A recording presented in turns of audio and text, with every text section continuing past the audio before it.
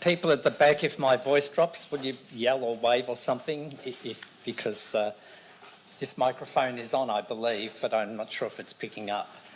Okay, so in the short time, I'm going to get straight into this by looking at first some of the descriptors that we see in the Australian curriculum, all the different state versions of it.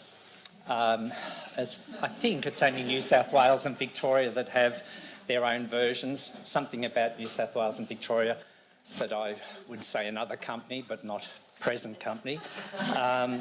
But they seem to want to have their own version. But this is a basic message from the Australian curriculum for English, is that, well, look, you're reading what's on the screen now, I hope, but a key word there is combining. And all the way through it, I find this word combining. And it's talking about the fact that we have to combine context, semantics, grammar and phonic knowledge when we're working in some sort of literate practice. But I don't see anywhere in our new curriculum that we can teach phonics in isolation, or indeed that we can abandon meaning. You see, the whole of the Australian curriculum is meaning-based. And I also approve 100% of the definition of decoding in the Australian curriculum, and I wish we could start using that term correctly. But decoding is a process of working out a meaning of words in a text. In decoding, readers draw on contextual, vocabulary, grammatical and phonic knowledge. That gets the big green tick from me. So the decoding is not equivalent to or equal to or synonymous with phonics or simply sounding out. The decoding is actually comprehending. If we're not getting meaning or comprehending, we're not decoding. And remember, it's all about combining semantics, context, syntax, grammar, phonics, okay? And that what people are often talking about when they use the word decoding, they're really talking about recoding. Recoding is simply going from the printed code to the oral code, but with no meaning attached. And of course, that's all you can do with nonsense words, because by definition, they have no meaning. Okay, so for example, an example used not by me, but an example used in multi-lit itself refers to this GAMP.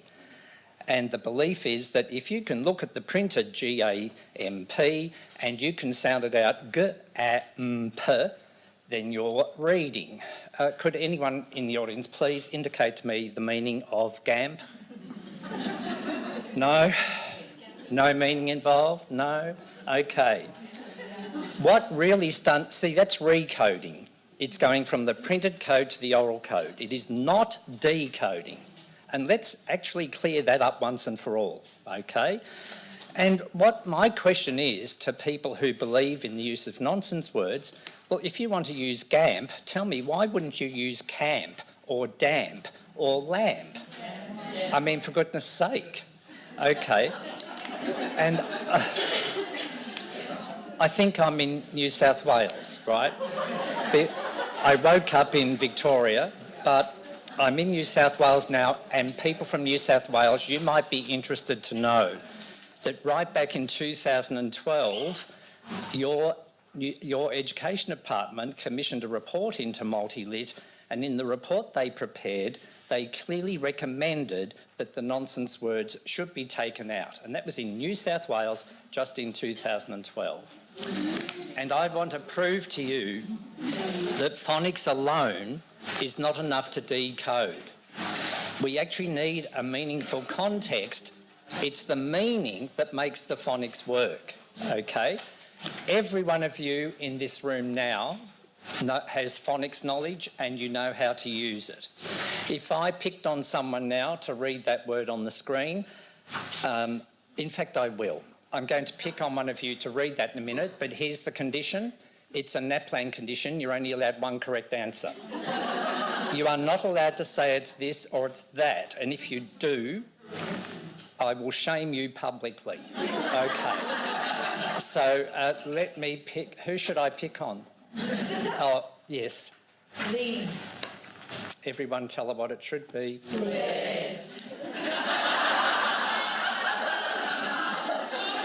Sorry, what's your name?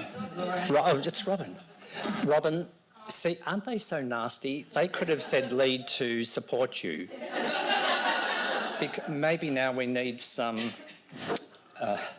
pastoral care.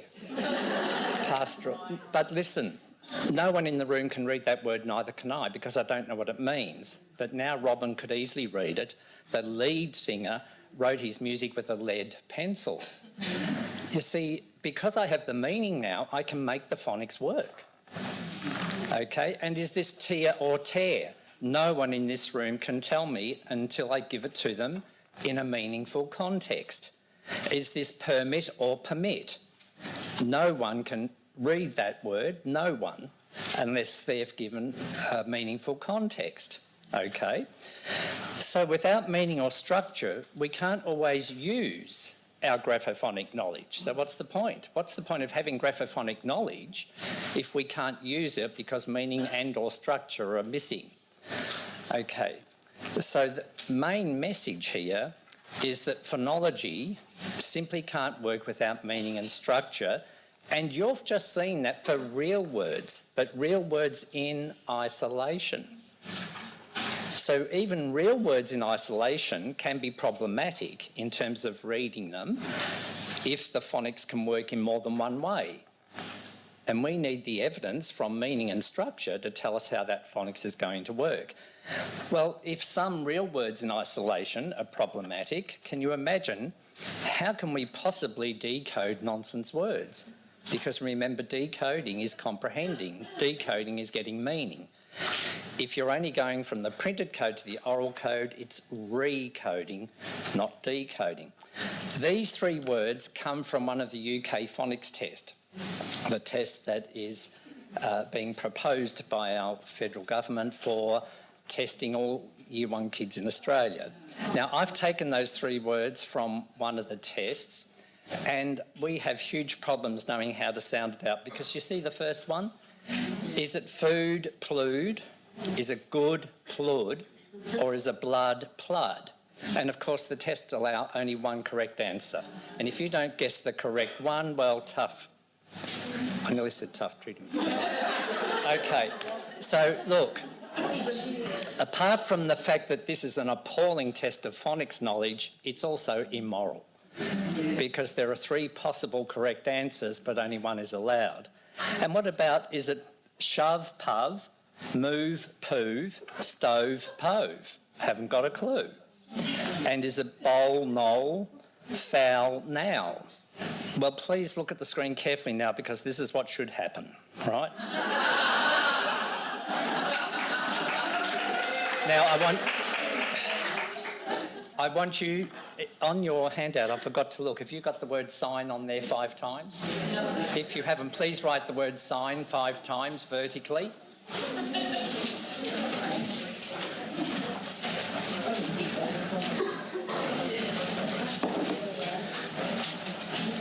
I should have put them in to save the time.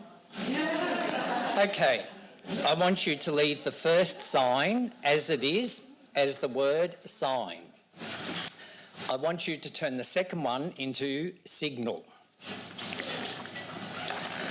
and the third one into signature. The fourth one, assign, and the last one, design. Okay, and this is probably what you have done. Signal, signature, assign, design. Now, you see, look at the first word, sign.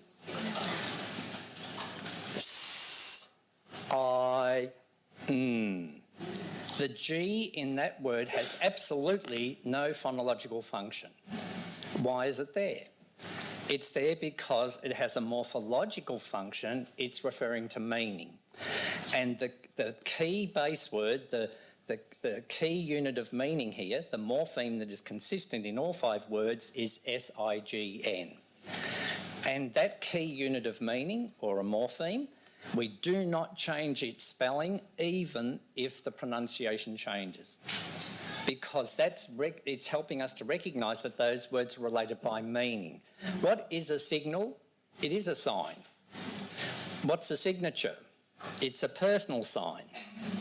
Every one of those words belong to the same meaning family, and it's the meaning that determines how we spell it, how we sound it out, and everything else we do. And what about the s in a sign, but z in design? You see, the spelling hasn't changed. It's more tied to meaning, more tied to morphemes and how they work than phonemes.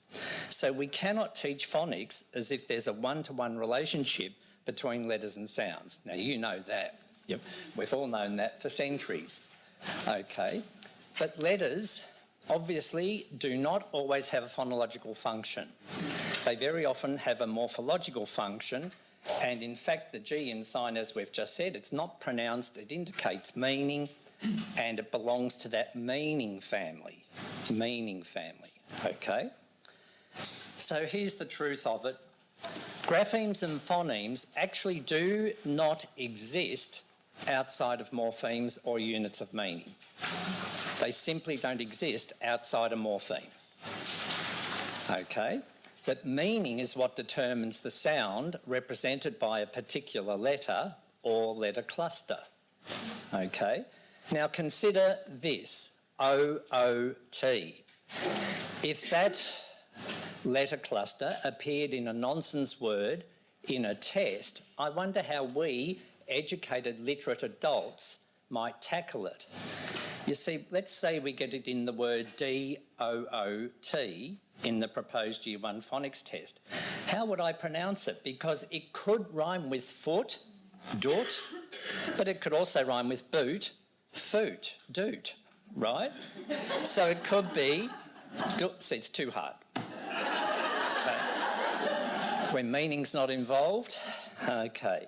So even if you guess the pronunciation required by the test, you've still only recoded, not decoded. We must clarify the distinction between decoding and recoding, call them for what they are, and the phonocentric approaches being pushed at the moment totally misunderstand the difference between those two concepts. So our orthographic system, or our spelling system, is absolutely not all about sound, and it's certainly not about simple letter-sound relationships. And Pete Bowers, and actually it's his brother, is a linguist. Pete Bauer is the educator. They're writing, they've sent me a draft of what they're writing at the moment. It will be published this year.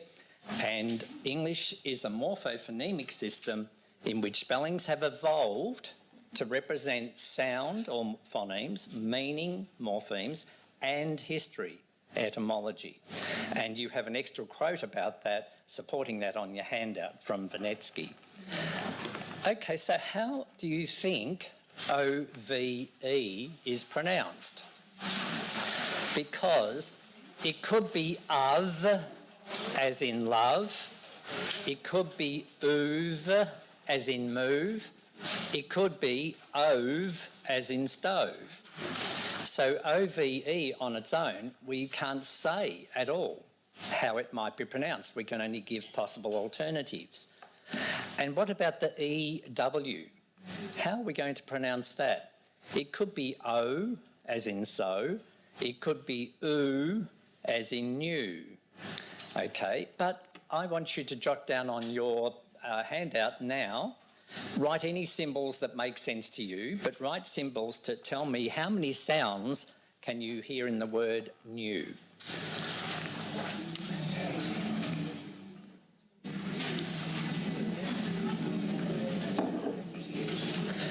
Okay, now I'm going to move, that's coming up on the next slide, so I'm not going to comment now, but I want you to write down how many sounds in that word. So let's look at EU in a few other words. You see, EU is often oo, as in ch, oo, b, oo, oo. Okay, so it's often just oo. But what about this word nu Does anyone read that word as new, or do you say new? What about foo? Foo is another cartoon character, but this word on the screen is few. So in fact, in these words, we hear a slight y sound, new, and few. So what are we finding? What's this telling us? We even have sounds in our words with no letter to represent them. We have sounds in our words with no letter to represent them. And in fact, the first sound in one, if you're talking about the numeral one, the first sound is w. There is no letter to represent it.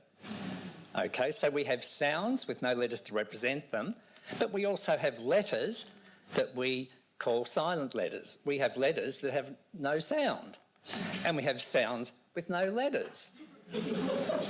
How can the phonocentric people live with these facts? I mean, these are facts. So I just don't understand it. Okay, so we have sounds in words without a letter. Our orthography is absolutely not all about sound. Look at music, I love it. None of us say music, right? But isn't it strange? There are other words where it's... What about, there's muesli? Muesli. Some people do say muesli. It's true. Okay. So, synthetic phonics advocates choose to ignore the difficulties manufactured by their own phonocentric view of how the English orthography works. And because they are so phonocentric, it raises all these problems and difficulties, but they don't address them. They just ignore them, as far as I know, because I've seen nothing written, no research papers or anything on their confusion. And look at O-U-G-H. It represents 6 possible sounds. So what are they? You see, in rough, tough, it says an uff. Cough, off. Thought, or. Though, o. Through, oo. Drought, ow. So O-U-G-H can represent at least 6 different sounds, and you simply don't know unless those letter clusters are inside a morpheme. So I repeat, morphemes dictate how phonemes express themselves. And phonemes can't express themselves outside of a morpheme. It's just not possible, okay?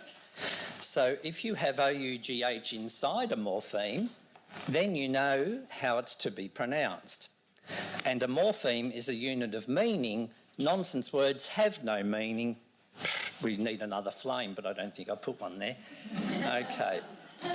There are other difficulties for phonocentric people. This is not a difficulty with English. Please be quite certain that I'm not saying these are difficulties with the English orthography. The English orthography makes total sense when we consider phonology and morphology and etymology. But if you only consider phonology, then you have all sorts of problems. Now, most Australians, I think, say tube the same way that I say it, but many young people say tube, and many Americans say tube, right? So clearly, our alphabet has limitations when it comes to representing sound, okay? But that's the key here. Our alphabet is not just there to represent sound. It's much bigger than that. Okay, and I'm not going to go on a mission for this yet, maybe 2019.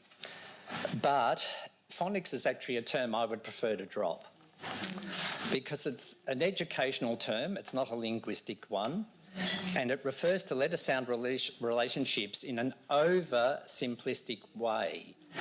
And I am very impressed by the work of Pete Bowers, Canadian, and by the way, he's coming to the ALIA National Conference in Melbourne. Oh, am I allowed to say that? Yeah. Too bad. He's coming to the ALIA National Conference in Literacy in Melbourne, so I expect to see every one of you there in Melbourne, July next year. And a lot of Australian educators would be well advised to go and hear Dr. Pete Bowers, okay, from Canada. And I have started adopting the term that he uses, which is orthographic phonology. Ortho, simply Greek for correct or right or straight. So in this sense, it means orthocorrect, the correct written symbol representations of our phonological system, which is phonics, but it's recognising that it's not just about simple grapheme-phoneme relationships, it's grapheme-phoneme relationships and how they operate within the constraints of morphology and etymology.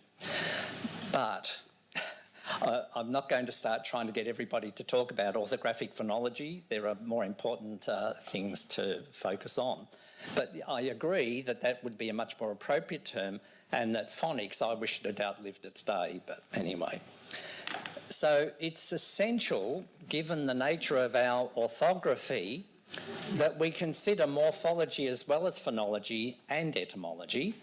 And, you know, we can do that when we start with meaning.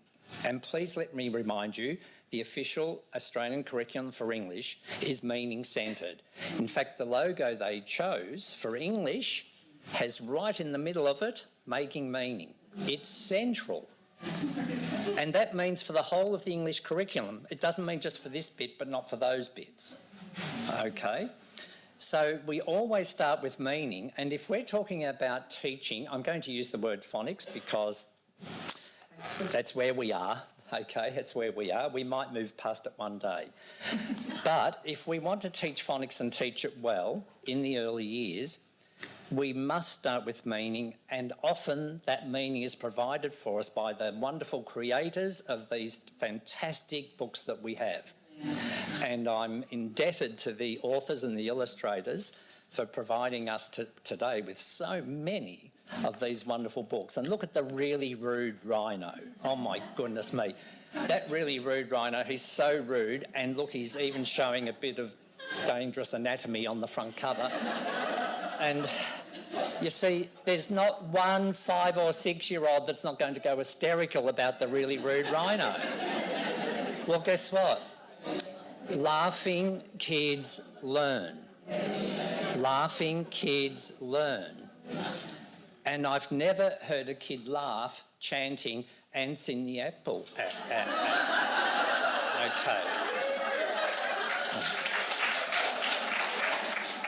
So the really rude rhino, is there anyone in here who truly doesn't believe that they could then take that wonderful book, and when the kids ask for it the next day, because they will, and do you know what? They're going to get it the next day, but isn't it better if they ask?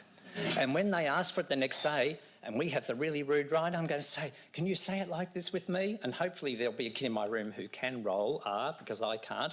Really rude rhino. And then we're going to highlight that initial consonant sound, and it's all through the ear first. I haven't got a pen in my hand or a piece of chalk in my hand or anything. We're just doing it through the ear. And then I'm going to say, stand up if your name starts with R. And one, you know, Roberta stands up and Robbie stands up. So does James, but that's all right. Well, but it's early prep. It's early prep. Okay, so it's an early kinder. So you see, with the really rude rhino, I will highlight the R sound, and then I will write up the words that start with that sound, and we'll talk about, oh, what do you notice? Look at the letter that starts those words. And with the pig in the pond, we can focus on the initial p sound, but I'm always looking for opportunities to focus on the vowels inside a rhyme. My rule for myself, I only ever teach a vowel inside a rhyme, because that keeps the sound the vowel is representing consistent. And kids learn pattern by pattern. And I want them to see the visual pattern. I want them to hear the oral pattern, the rhyme. Pig, dig are two words in the text. We might then ask, do you know any other words that rhyme? Pig, dig, fig. And if I teach the letter I as a vowel letter, in this case representing the shorter I sound, and Mari's here, so I have to be very careful I say shorter, not short, because you know, of course, there's no such thing as a short vowel and a long vowel. True? Vowels are all different lengths.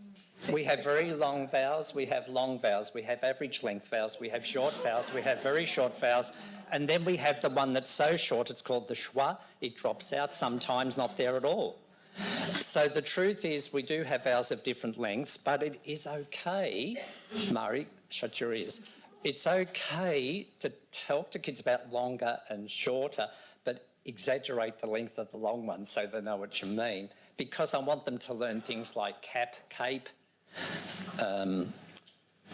sit, sight, not prep, but give me another one.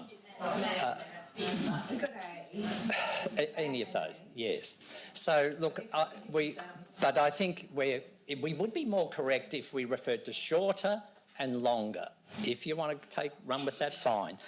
But you see, when I'm teaching pig, dig, fig, I can focus on the shorter I sound, and it stays consistently I because it's inside that rhyme, R-I-M-E rhyme, okay?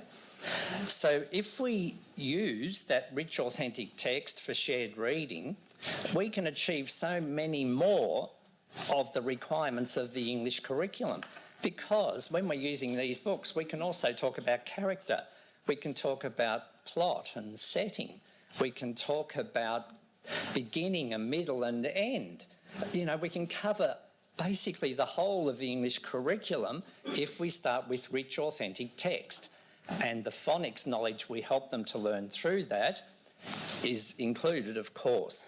And that, for me, that means that I can do very short, sharp, but effective mini lessons with the whole class as long as it's come out of the text we've been using for shared reading first.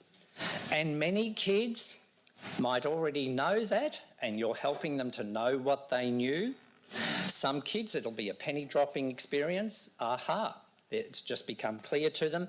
A few other kids, and hopefully you can notice them, oops, it's still a little bit over their head, and they're the very kids I'll take in a small group later to follow up and redo and check. Okay, and I've got some photos of that happening coming up. We all know Julia Donaldson and how kids love her books. They just love all those ones, the Gruffalo and so on.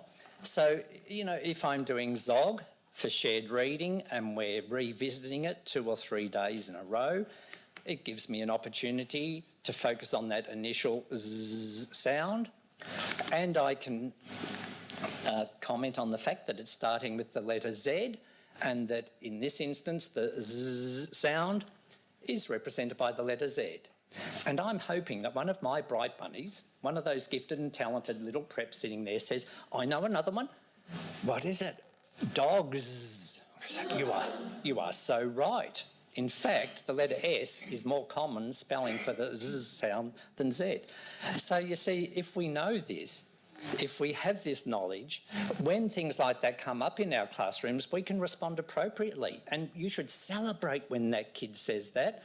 Some teachers were going to shut down and ignore it and move on because, oh, God, he's right, but what do I do? Okay, so that you see, do we still do picture chats? By gosh, I hope we do. And you can see the picture on the bottom there, and in that picture you can probably see feather, fence, flowers, fork, fern, frog, fish and so on. So we might have been looking at 5 fat frogs as well, and all of a sudden, oh, the kids notice, but we've got zog and frog. Well, we sure have. Do we know any other words that look similar and sound similar? And away we go. We've got another spelling list again, you see, and we're generating them all the time, but I have dozens of spelling lists going in my classrooms, but they're all generated by the kids and their interaction with me and the text. So I have dozens of spelling lists, but not one of them is a commercial one. Not one of them. Okay, and then I will go to the chart that shows the spellings of the shorter O sound, and we will write those words that we have built ourselves, and we'll write them in on that chart, and other words have appeared there, and they keep building up and building up over time. Here is a possible teaching sequence. Please, on your handout, circle A or do something. The heading is a possible teaching sequence, not the. Got it? But here is a possible teaching sequence. If I'm doing Daisy All Sorts, I'm going to, of course, start with the whole complete text the first time we share it. The whole focus is on enjoyment, reader response.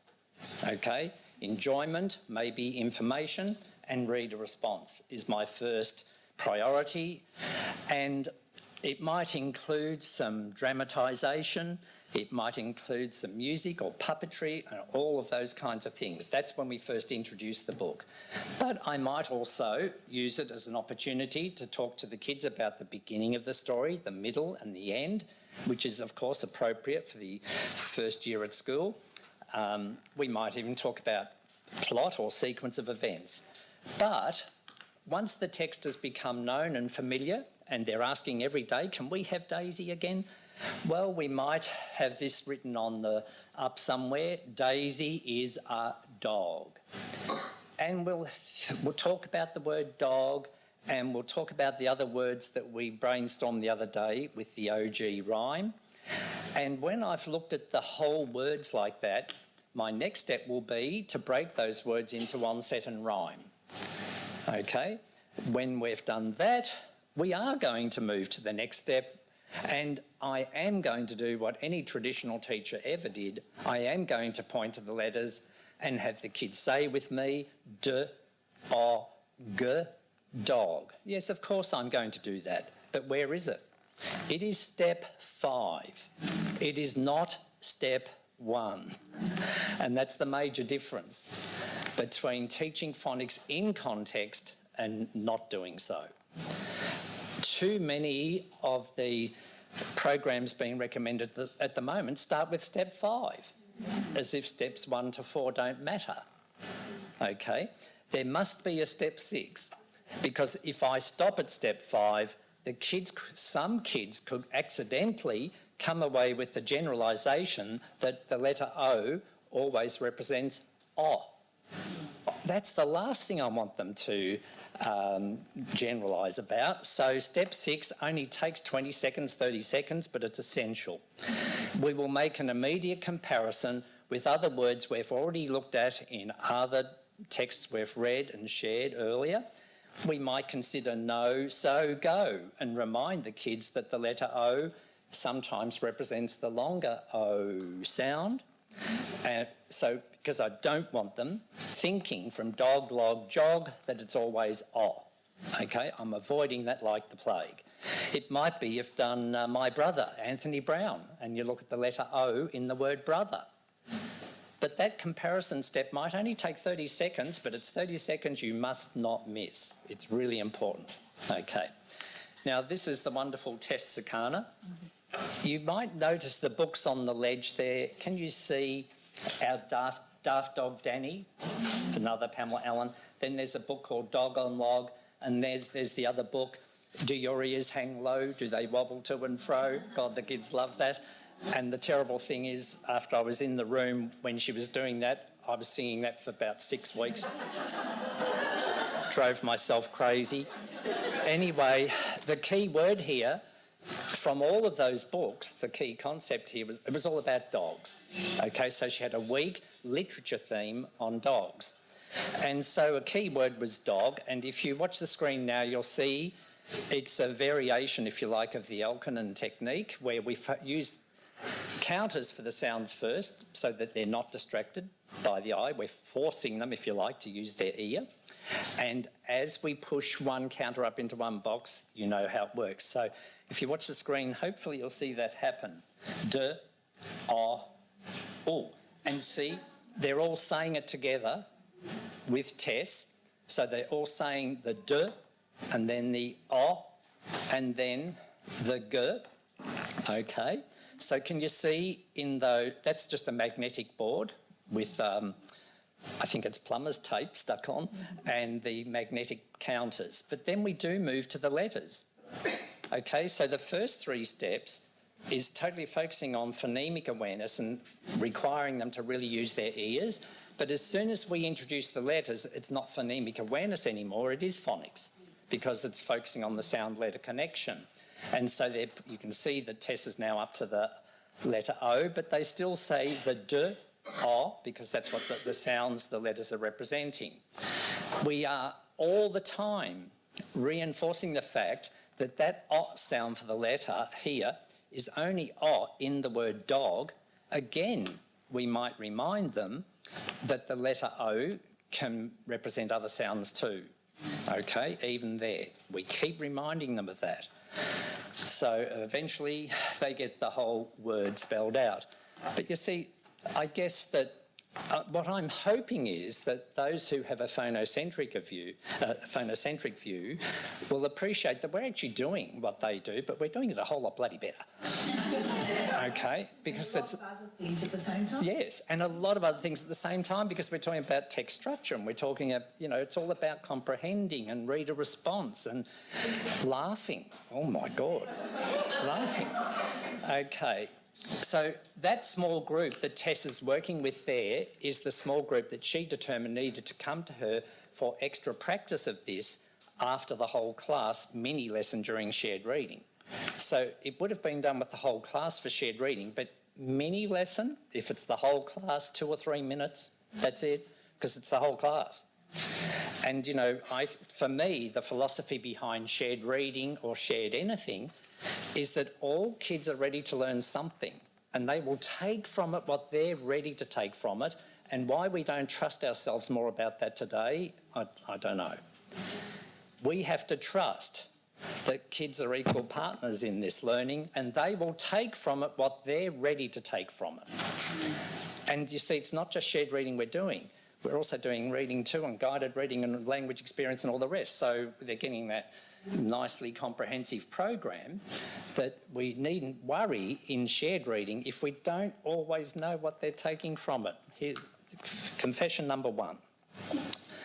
This is my 52nd year in education, and honestly, I don't think I've ever seen a time where teachers trust themselves less.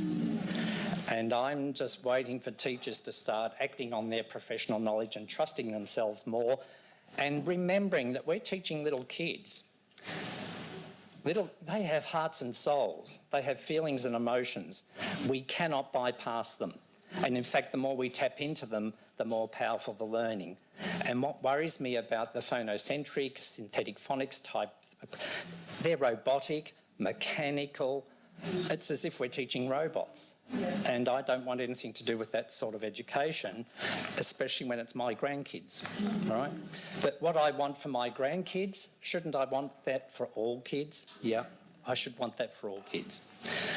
Okay, so you can see that range of books listed there that Tess has been using, and that rich, authentic text does provide for explicit, systematic instruction.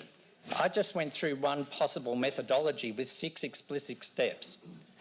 How dare anybody claim explicit and systematic as if it's only for them? We are teaching phonics explicitly. We are teaching it systematically. Okay? So when we start with this sort of text, we cover a lot of the rest of the curriculum as well. That's in your handout. I'm going to skip on. Could you give me a 5-minute warning when So you also have this on your handout, that I'm comparing what I call meaning-driven phonics with extreme phonics. When I first prepared this, I used another term for extreme phonics, but it wasn't appropriate in a mixed audience. So I've opted to stay with this safe one. It's meaning-driven phonics or extreme phonics. That's on your handout. I don't want to spend time reading through that. You can do that in your own time, but it's just summarising some of the differences between one approach being recommended and another. Okay. Here's the other problem with a phonocentric view of the English orthography. It requires them to make up all sorts of strange terms just to get over the difficulties caused by their very view of the nature of our language. It causes them to talk about things called irregular words, and one very important thing I've learned from Pete Bowers and Gina Cook and others is that really very, very few English words are irregular. And yet how often do we see irregular words referred to as a term, and how we might help kids learn them as sight words or whatever. But you see, if you have the phonocentric view, it's necessary to describe some words as irregular because they don't fit that narrow definition of how our language works. Okay, they're not looking at the whole picture. So you have handout notes on some of that, so I'm going to skip. I just did this last night because I knew I wouldn't fit it in. Okay, so look at give, have, love. Why not ending, why an E on the end? You see, well, there's a convention, and again, you've got to go back in history, it's all etymology. We have a convention that no word will end with final V, except for some abbreviations. So here, the E on the end has absolutely no phonological function. Okay, and we have to stop teaching as if it's always true that E on the end makes the previous vowel say its long name, because it's often not true. We might teach sometimes that is so, but in this case the E doesn't make a give, have, love, okay? It's got nothing to do with the previous vowel. I think we have to, I've only got 2 minutes I think, so I'll skip past this. I'm sorry, but I just have to. I'm going to skip up to this screen. You can see even with these words, can you see the regularity? But in the first word do, the O is representing the oo sound, but in go it's O. But can you see the morphological conformity? You see? In do, does, done, doing, each one of those still starts with do and then adds the ending, all right? And let's look at the phonology of that. In does and goes, the S actually represents the Z sound. And if D-O-N-E is done, why isn't G-O-N-E gun? You see, the sound is too irregular. It's the sound that's irregular, but not the morpheme. All right. So it's not all about sound. You can only call them irregular words if you have a phonocentric view.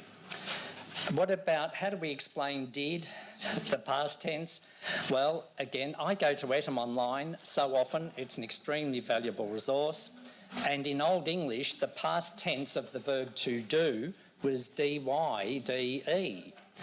And it was interesting looking at the first page of Beowulf, you know, where Old English was right back in perhaps, 14th century and earlier. But the past tense back then was D-Y-D-E, and at the time they took the D-E ending stem and added it to other verbs to make past tense. It was like, well, a bit silly perhaps analogy, but sing, singed, and so on, okay? But eventually over time the DE become ED. That's how we got it, all right? So a synthetic phonics approach is phonocentric. It fails to understand English. I have to finish, I think, yeah. So, no, it doesn't matter. You've got it in your handout, shush. I just want you to alert you to the fact that I have 2 things you might like to download from my website. One is a reference list to support what I've been talking about today, and one is a 2-page paper. I kept it short to 2 pages in the hope that people would read it. Please make multiple copies, about 10,000 should do, and distribute them. Thank you, everyone.